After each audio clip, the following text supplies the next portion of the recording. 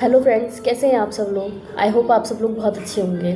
Friends, जो non पहाड़ी हैं उन्हें नहीं पता होगा, लेकिन जो पहाड़ी हैं वो लोग जानते होंगे कि आज हरेला बोया जाएगा। आधे लोगों ने सुबह बो दिया होगा, आधे लोग शाम को बोएंगे। जैसे कि मैंने सुबह बो दिया और आधे लोग जो शाम को बोएंगे। तो हरेले की बड़ी इंटरेस्टिंग स्टोरी है। मुझे ज़्यादा पता नहीं है क्योंकि मैं प्रॉपर उत्तराखंड से नहीं हूँ, बिलोंग करती हूँ।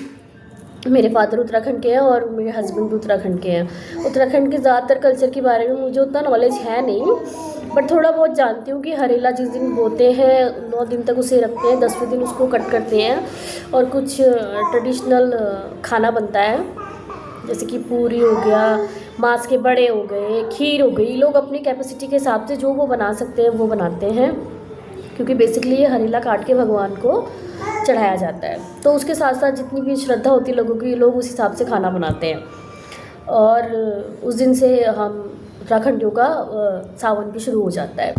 और ऐसा कहा जाता है कि मतलब माता पार्वती की और शिव जी की शादी हुई थी सावन में, तो इसीलिए उसकी उपलक्ष्य में ये हरेला मनाते हैं, उनको चढ़ाते हैं ये हरेला।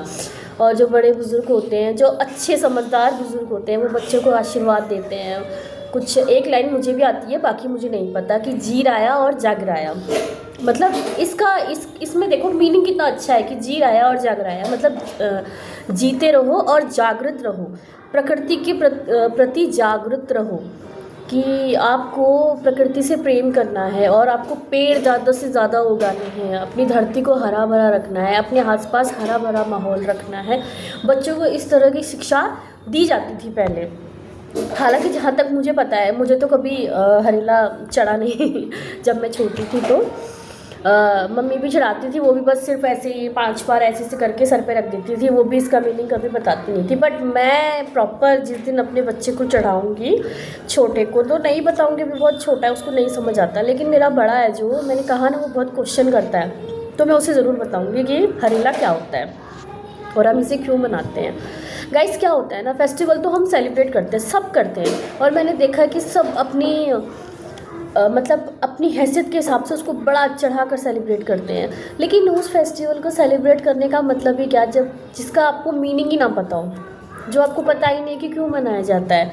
मैंने देखा है कि होली पे, दिवाली पे, रक्षाबंधन पे, दशहरे पे अक्सर लोग सेलिब्रेशन करते हैं, बहुत बढ़ चढ़ कर सेलिब्रेशन करते हैं, लेकिन उसका मीनिंग कभी अपने बच्चों को नहीं बताते हैं। बच्चों के लिए दिवाली का मतलब है खूब सारे पटाखे, मिठाइयाँ। होली का मतलब है गुजिया, पापड़ और आपका पकौड़े और कलर्स, ये सब है। राखी का मतलब वो धागा बांधना, बस सिर्फ कलरफुल राखी या फिर डिज़ाइन वाली राखी, उसी में कपड़े पहनना, ये सब चीज़ है। तो ये सब चीज़ें तो मतलब ठीक है एक तरह से, लेकिन इसकी मीनिंग्स क्या है। आप कोई भी त्यौहार अगर मनाते हो तो उसका मीनिंग क्या है, वो बच्चों को समझाना बहुत ज़रूरी है, क्योंकि बच्चे जब तक समझेंगे नहीं उस चीज़ को, तो वो तो उसी तरह से चलते रहेंगे ना जिस तरह से हम लोग चल रहे हैं। हमें हमारे बड़ों ने बता दिया, लेकिन कभी उस चीज़ का डीपली मीनिंग नहीं बताया। अपने बच्चों को वो चीज़ समझाइए, क्योंकि बच्चों के अंदर उस चीज़ को डालना वो हमारी ज़िम्मेदारी है, उनको सही नॉलेज देना वो हमारी ज़िम्मेदारी है, राइट। क्योंकि मैंने आपको जैसे बताया, अगर बच्चा बाहर से कोई नॉलेज लेगा तो वो गलत ही लेगा, सही होगी नहीं, ठीक है। तो उसी तरह से मैं अपने बेटे को ज़रूर बताऊंगी कि हम लोग हरेला क्यों मनाते हैं। ये उत्तराखंड का पर्व है, ये हमारा कल्चर है। गाइस, मैं आपको एक चीज़ बताती हूँ। मेरी एक नोन है, नोन क्या है, वो मेरी मामी है बड़ी वाली।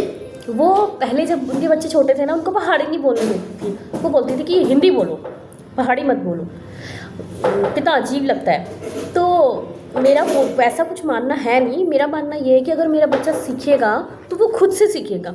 मैं उसको ऐसे रटा नहीं करवाऊंगी, बेटा आपको पहाड़ी बोलनी ही बोलनी है। वो खुद से उस चीज़ को समझेगा और सीखेगा तब बोलेगा। अब इस तरह से थोड़ी कि मैं मुझे देखे देखे उसने रटा मार लिया और उसको ये नहीं पता कि इस पहाड़ी वर्ड का मीनिंग क्या होता है। उस तरीके से मैं अपने बच्चे को नहीं सिखाना चाहती हूँ। लेकिन हाँ, जिस तरह से एक नॉन पहाड़ी होते हुए, मतलब मैं खुद को नॉन पहाड़ी इसलिए कह रही हूँ क्योंकि मैं प्रॉपर पहाड़ में रही नहीं हूँ, तो ज़्यादातर मुझे पहाड़ के कल्चर नहीं पता है। लेकिन जितने मुझे पता है उसको मैंने ढंग से समझा है। चाहे वो हरेला हो, चाहे वो घुघुती का त्यौहार हो, चाहे वो पहाड़ी कोई भी रिचुअल्स हो, मैंने उसको अच्छे से पहले समझा है। चाहे वो एक मैरिड वुमन का यहाँ से नाक से लेकर यहाँ तक प्रॉपर, यहाँ से फिर यहाँ तक प्रॉपर टीका लगाना हो, उस चीज़ को मैंने समझा है पहले, उस चीज़ को मैंने फिर फॉलो किया है। मेरी फैमिली में, मेरे इन लॉज़ की फैमिली में हम 2 लोग ऐसे हैं जो पूरा टीका लगाते हैं, एक मैं और एक मेरी सबसे बड़ी सास, ताई जी जो मुझे लगती हैं, वो लगाती हैं।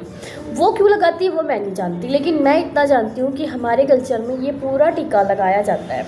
ठीक है, अब ये क्यों लगाया जाता है, किस लिए लगाया जाता है, ये सब चीज़ें अगर मैं आपको बताने बैठूँगी तो मेरा वीडियो बहुत लंबा हो जाएगा, जो मुझे करना नहीं है। ठीक है, तो मैं वही चीज़ कह रही हूँ कि मैंने जो उत्तराखंड के रिचुअल्स अपने फॉलो किए हैं, उसकी पूरी नॉलेज लेने के बाद में किए हैं। ऐसा नहीं है कि वो ऊपर से चले आ रहे थे तो मैंने भी उसको आगे फॉलो किया है।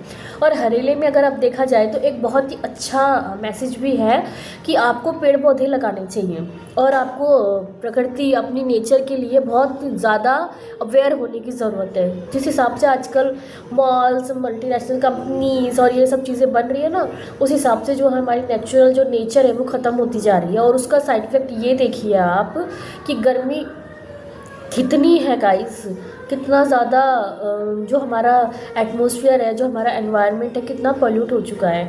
तो मैं जो पहाड़ी हैं उनसे भी और जो नॉन पहाड़ी हैं उनसे भी कहना चाहूँगी कि प्लीज़ ग्रीनरी अपने आसपास ज़रूर रखें, ग्रीनरी पे ज़रूर बात करें, अपने बच्चों को समझाएं कि नेचर का क्या नेचर की क्या वैल्यू है, उसका क्या इफ़ेक्ट हमारी लाइफ पे पड़ता है, वाटर सेविंग क्या होती है, साउंड पोल्यूशन क्या होता है।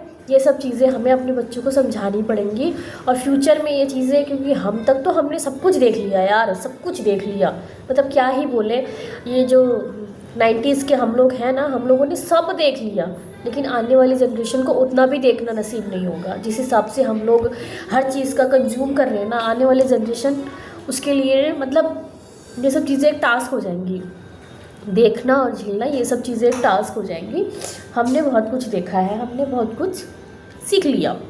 ठीक है, तो मैं कहना चाहूँगी भाई कि बच्चों को अच्छा सिखाएं, बच्चों को अच्छा बताएं।